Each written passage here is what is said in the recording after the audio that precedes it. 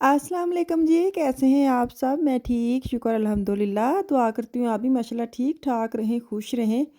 चलें जी बिस्मिल्लाह करते हैं। ये एक रात को ना बेटैमी बेटैमी मेरे मियाँ ग्रोसरी करके ले आते। अच्छा जिद्दू उन्हां नूं टाइम मिलदा है ना, वो ले आउंदे ने। अलहदा गल्ल है मैं डंडी मार जावां तो मार जावां, दोपहर को वो कहते रहते चलिए, चलिए, चलिए, तो मैं ना कोई काम निकाल के ना बहाना डाल देती हूँ। ਮੈਨੂੰ ਹੁੰਦਾ ਹੈ ਇਹਨਾਂ ਨੇ ਬਾਜ਼ਾਰ ਜਾਣਾ ਨਾ ਜਦੋਂ ਤੇ ਇਹਨਾਂ ਲੈ ਹੀ ਲੈਣੇ। ਇਹਨੂੰ ਪਤਾ ਇਹਨਾਂ ਚੀਜ਼ਾਂ ਬੱਚੇ ਨੇ ਖਤਮ ਹੋਈਆਂ ਤੇ ਲੈ ਹੀ ਲੈਂਦੇ ਨੇ ਤੇ ਸ਼ੁਕਰ ਅੱਲਾ ਕਾ ਤੋ ਚੀਜ਼ ਇन्होंने ले आई है।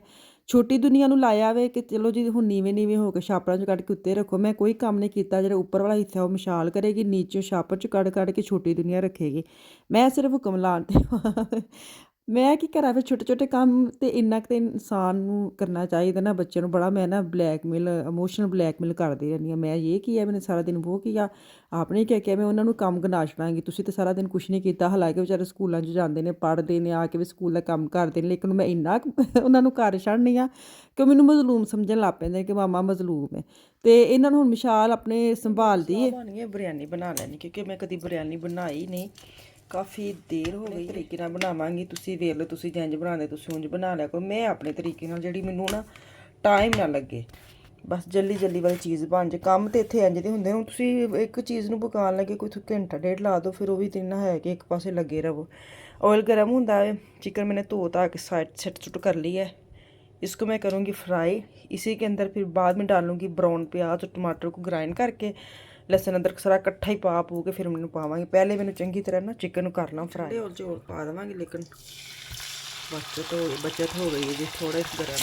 चलो जी चिकन तो कड्ढिया ते चिकन ना सवेरे बड़ी सलाह की मैं तेनों किंज पकावां, तू मैनू दस। आपे कहंदे ना मैनू दस तेरे नाल की करां। ते मैं अज चिकन भी उही पुछया मैं कहा तू ही दस दे, मैं तेनों पुलाव च पकावां कि तेनों बिरयानी पकावां कि तेनों मैं सालन च पावां। लेकिन वो तो कोई ना कोई आ। तो मैं कहा चल मैं हुण आपे ना अपना सलाह कर लैनी आ।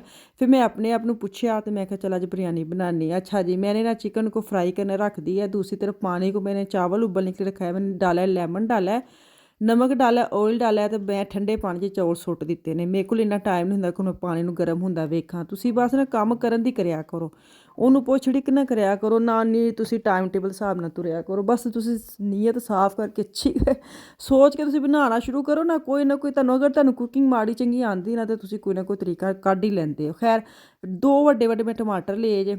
ਮੇਰਾ ਸ਼ਾਰਟਕਟ ਰਾਹ ਵੇਖ ਲਓ ਕਿ ਮੇਰੇ ਪਿਆਜ਼ ਨਹੀਂ ਲਏ। ਮੈਂ ਬਰਾਉਨ ਪਿਆਜ਼ ਦਾ सहारा ਲੈਂਦੀ ਹਾਂ बड़ी वारी।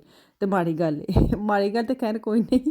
इसको मैंने फ्रीज़ किया होता है ना, ये पाकिस्तानी मार्केट से मैं ले आती हूँ 2 बड़े पैकेट और मैं निकाल के फ्रीज़ कर देती हूँ। मैनू बड़ा सौखा लगता, जिहदी ग्रेवी बड़ी मज़ेदार बनती है। अच्छा मुठ्ठां तुसीं मेरियां वेखण दिओ किड्डियां मुठ्ठां। 2 कप मेरे चावल ने। मेरी हरी मिर्च जिहड़ी ना वो 2 ही सन, एक मैं इंज पीस ली, एक मैं एंड ते ना ਤਹਿਵਾਂ ਵਿੱਚ ਸਜਾਵਟ ਲਈ ਲਾਵਾਂਗੀ। ਚਲੋ ਜੀ ਇਹਨੂੰ ਕਰਨੇ ਗ੍ਰਾਇੰਡ। ਅੱਛਾ ਮੈਂ ਕੀ ਕੀਤਾ, ਮੈਂ ਕਿਹਾ ਮੈਂ ਜੇ ਵੱਖਰੇ ਜਦੋਂ ਚਿਕਨ ਭੁੰਨਣਾ ਤੇ ਫੇਰ ਮੈਂ ਦਹੀਂ ਪਾਉਣਾ, ਬਿਹਤਰ ਮੈਂ ਵਿੱਚੋਂ ਦਹੀਂ ਸੁੱਟੋ।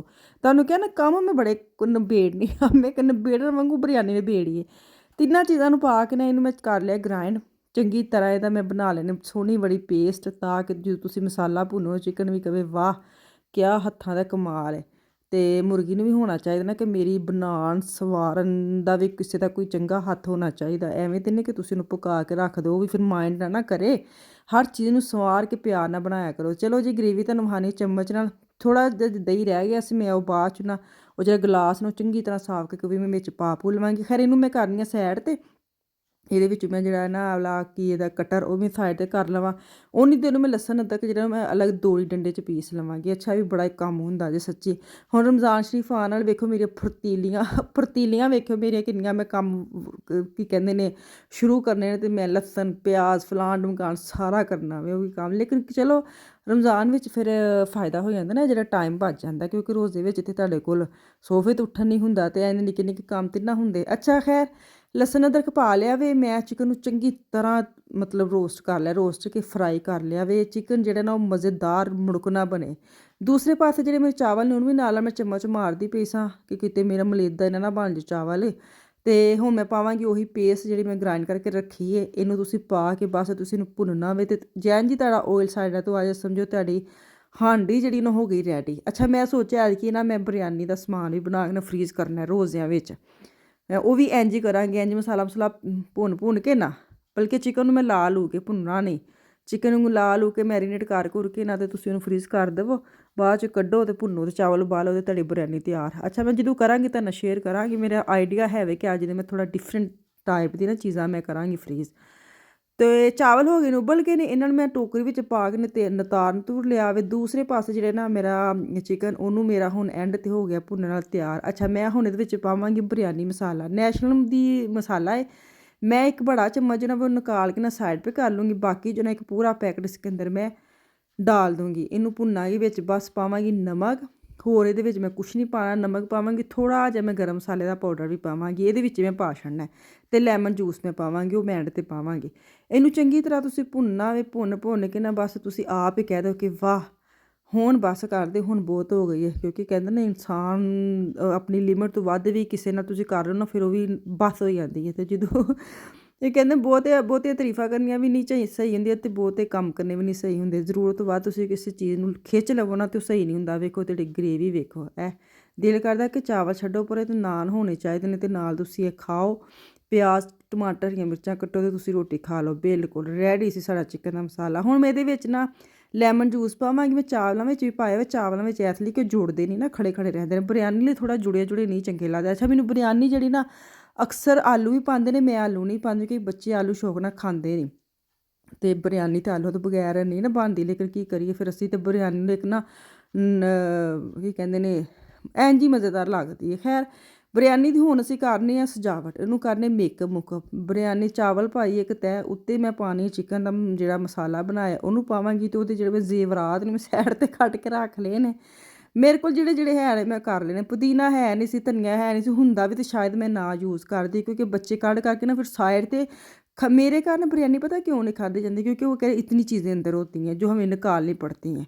ਇਸ ਲਈ ਮੈਂ ਪੁਲਾਓ ਨੂੰ ਭੱਜ ਕੇ ਪੈਂਦੀ ਕਿ ਪੁਲਾਓ ਮੇਰੇ ਲਈ ਈਜ਼ੀ ਰਹਿੰਦਾ। ਲੇਕਿਨ ਅੱਜ ਮੇਰਾ ਵੀ ਬੜਾ ਹੀ ਦਿਲ ਕਰਦਾ ਸੀ, ਮੈਂ ਕਿਹਾ ਅੱਜ ਜੋ ਮਰਜ਼ੀ ਹੋ ਜਾਏ, ਨਹੀਂ ਖਾਣੀ ਬੱਚੇ ਨੇ ਤਾਂ ਨਾ ਖਾ, ਆਪਾਂ ਤਾਂ ਖਾਵਾਂਗੇ। ਤਾਂ ਅਭੀ ਨਾ ਮੈਂ ਇਸਕੋ ਸਜਾਵਟ ਕਰ ਲੂੰ।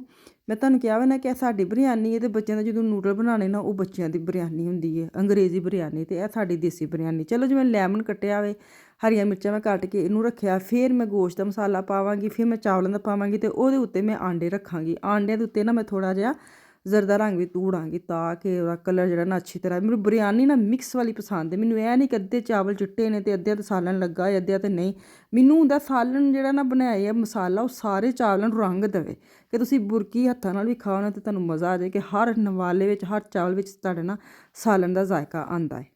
ਜਾ ਕੇ ਨਾ ਮੇਰਾ ਹੈਂਡੀ ਮੋਬਾਈਲ ਬੰਦ ਪਤਾ ਨਹੀਂ ਚੱਲਿਆ। ਮੈਂ ਥੋੜ੍ਹਾ ਜਿਹਾ ਜ਼ਰਦਾ ਜਿਹੜਾ ਕਲਰ ਹੈ ਨਾ ਫੂਡ ਕਲਰ ਉਹ ਪਾਇਆ ਵੇ, ਤੁਸੀਂ ਵੇਖ ਲਓ ਪਾਣਾ ਨਹੀਂ ਪਾਣਾ। ਅੰਡੇ ਟਾਲੇ ਨੇ, ਤੈਵਾਂ ਲਾਈਆਂ ਨੇ, ਹੋਰ ਕੁਛ ਨਹੀਂ ਕਰਨਾ। ਜਿਹੜੀ ਜ਼ਰੂਰੀ ਚੀਜ਼ ਉਹ ਮੈਂ ਤੁਹਾਨੂੰ ਸ਼ੇਅਰ ਕਰ ਦੇਣੀ। ਸਭ ਤੋਂ ਜ਼ਰੂਰੀ ਚੀਜ਼ ਜਿਹੜੀ ਮੈਂ ਇੱਕ ਚਮਚ ਕੱਢਿਆ ਸੀ ਨਾ ਬਿਰਿਆਨੀ ਮਸਾਲਾ ਸਾਈਡ 'ਤੇ, ਉਹਨੂੰ ਹੁਣ ਮੈਂ ਆਖਰ 'ਤੇ ਨਾ ਧੂੜਾ ਲਾ ਦੇਵਾਂਗੀ, ਧੂੜ ਲਾ ਦਾਂਗੀ, ਮਤਲਬ ਉਹਨੂੰ ਛਿੜਕਾਓ ਕਰ ਦਾਂਗੀ, ਅਤੇ ਇਹਦੇ ਨਾਲ ਬੜਾ ਹੀ ਅੱਛਾ ਟੇਸਟ ਆਉਂਦਾ ਜੇ। ਬਿਰਿਆਨੀ ਸੁਪਰ ਵਾਲੀ ਜਿਹੜੀ ਸਪਾਈਸੀ ਨਾ ਮਜ਼ੇਦਾਰ, ਕਿਉਂਕਿ ਬਿਰਿਆਨੀ ਇੱਕ ਐਸੀ ਚੀਜ਼ ਤੁਹਾਨੂੰ ਸਪਾਈਸੀ ਹੀ ਹੋਣਾ ਚਾਹੀਦਾ। ਫਿੱਕੀ ਬਿਰਿਆਨੀ ਦਾ ਕੀ ਖਾਣਾ, ਉਹ ਤੋਂ ਇਹੀ ਲੱਗਦਾ ਜਿਵੇਂ ਉਬਲੇ ਚਾਵਲ ਹੀ ਖਾਦੇ ਨੇ।